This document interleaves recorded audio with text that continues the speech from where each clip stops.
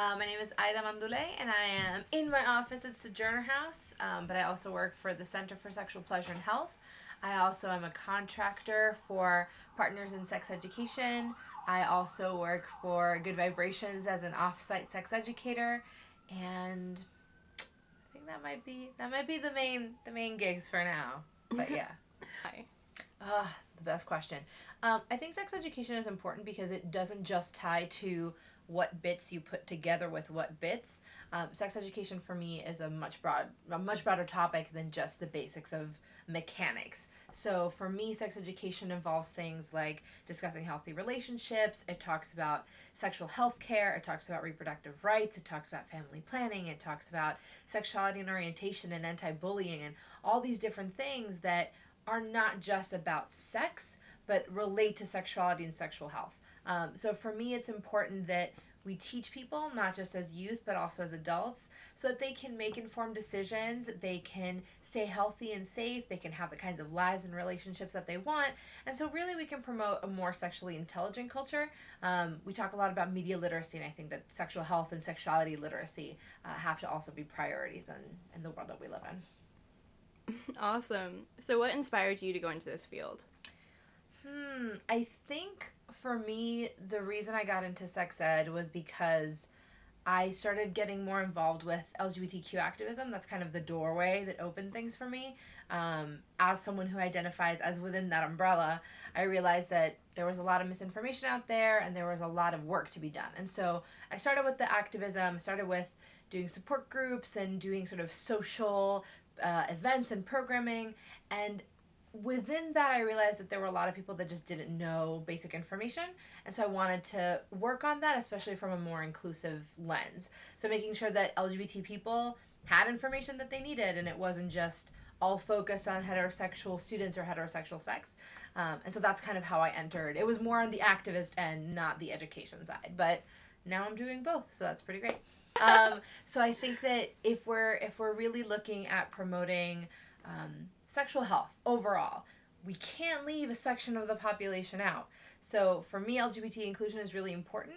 And also, if you look at the data and research, it says that LGBT students, and particularly bisexual students, sometimes have even higher rates of pregnancy, depending on which country and state you're in. But it's showing that the reasons why teens are getting pregnant are varied, and the circumstances under which they're getting pregnant are varied. So we can't just speak to the straight student having sex with their first boyfriend or girlfriend or having sex at a party. We have to talk about all the different ways and reasons why someone might want to have sex, including some LGBT students who have sex with someone of the opposite gender or opposite sex to prove that they're straight or to hide their identity. And they might not know how to do it, or they might not know how to stay safe because it's not something that they thought that they would be doing. And so there are all these different pressures and reasons why people might end up pregnant or might end up having sex that we really need to address them and not just think of the usual stories that we hear. I think a lot of youth are just not trusting some of the sources of information that they're being confronted with. Particularly when they get taught, often it's just full of scare tactics or half information, but not actually answering the questions that they have. I think a lot of educators are sometimes also a little bit detached and not up with the times. Like I was teaching today actually, and my students were talking about girl code and guy code and all these movies and documentaries and things that if you're not if you're as an educator not staying up to date with the things that your population is listening to, is looking at, is watching, they're just going to go over your head. And I think that we also, as adults or as educators or both, we underestimate what youth know. And often they have a lot of sophisticated things in their brains, but they can't make all the connections that we hope that they would. So it's our job to get that information that they're receiving through media or parents or books or whatever and help them connect it to healthy choices and healthy information. For example, we had some students who talked about objectum sexuals, which is not something that I think most adults even know about. And I was really confused. I was like, how do you know about this? None of my colleagues, except a few, know about this. Objectum sexuals, for the record, are people who are attracted to objects or who fall in love with objects, which is like a very niche thing. and they'd all watched a documentary on TLC about it. The and car guy. Yes! And that's how they knew. They're like, the guy that wants to have sex with his car, and blah, blah, blah. And fortunately, I'd seen that documentary, and I'd seen actually another longer version of it as well. So I knew what they were talking about. I was able to respond. But if I hadn't, that kind of thing can catch an educator by surprise. And I've had students ask me really, like, bizarre questions that are very specific and show that they've been exposed to certain bits of knowledge. But then, you'll have that level of sophistication and some really kind of off the radar things that you might not even think about them even knowing.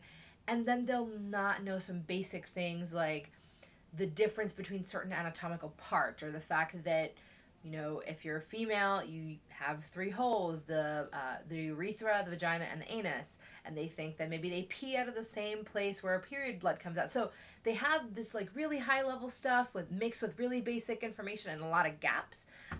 So it's important that we can be fluid in that as educators and fill those in ways that are appropriate for their age, but that also respond to the questions that they're asking. Because it's such a big deal. First of all, it really puts the word vagina front and center. It talks about gender-based violence, which is a huge problem here and abroad, and it really gives a lot of people connection. While doing the production, this is my second year kind of directing and puppet mastering the production through Sojourner House, but I've done it before with some other community folks, and I was involved in the production at Brown University, where I went to college. And it was really interesting how people bonded over the monologues. I think one of the other reasons why this is important is because the vagina monologues has a lot of problems. Even just the fact that they're called the vagina monologues, and technically sometimes what they're talking about is the vulva, not the vagina. But that's me being pedantic. A lot of it has problems. Some of the monologues are kind of racist. Some of the monologues are kind of weird and creepy. Some of the monologues are not speaking for all women or all females. And so part of the reason why I'm doing it is because I want to have people who don't usually participate in the monologues participating. I want to challenge the ideas of what these monologues mean and how they're performed. And an example about that, or an example of that, is there's one monologue that's about a sex worker, and it's called The Woman Who Liked to Make Other Women Happy, or the Woman Who Liked to Make Vaginas Happy, one of those two. And it's usually done by a very feminine woman who looks very sexy, usually wears red lipstick, usually has long hair, and is usually seen in this very stereotypically attractive way that should be attractive to men, or even to perhaps other women. And the way that we're doing it in our production is not like that. We're having someone who is more gender fluid, who has a more masculine appearance, and who has like a different kind of swagger to them.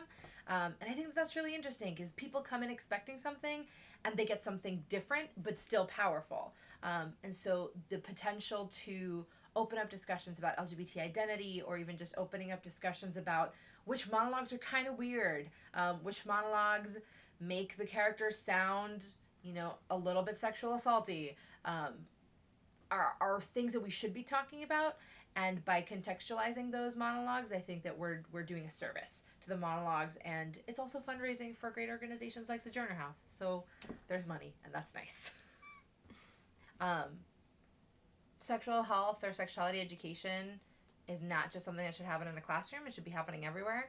It's not just something that should be happening in a health class. It should be happening everywhere. There's no age at which we stop learning about sex.